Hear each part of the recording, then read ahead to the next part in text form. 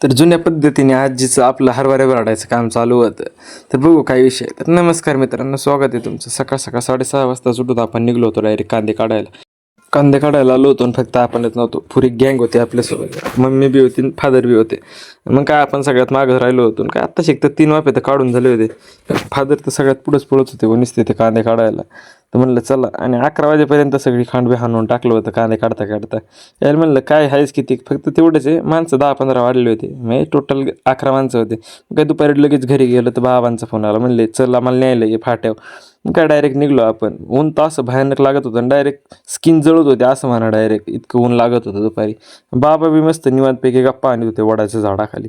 मग काय बाबाला म्हणलं लटकाव वॅगन चला. तसा विषय असा आहे, बाबा म्हणजे आपल्या गाडीत तर कुणी बसत नाही, पण बाबा कसं काय बसत आहेत काय माहिती.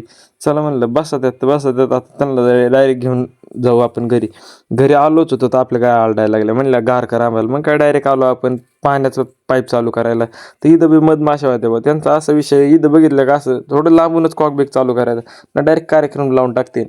मग काय दोन्ही कॉक चालू केले आणि डायरेक्ट चालू केलं आपलं काम. मग काय डायरेक्ट आधी ही बारकी राधाला भिजून घेतली आणि मग बाकीच्या सगळ्या गायांना बी भिजून घेतलं व नुसतं पानगंजाळ करून टाकलं होतं खाली.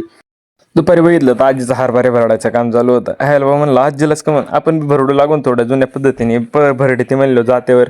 चला आपण भरडू हरभरे. तवर व्हिडिओ बी बंद करू आणि फॉलो करायला विसरू नका. धन्यवाद.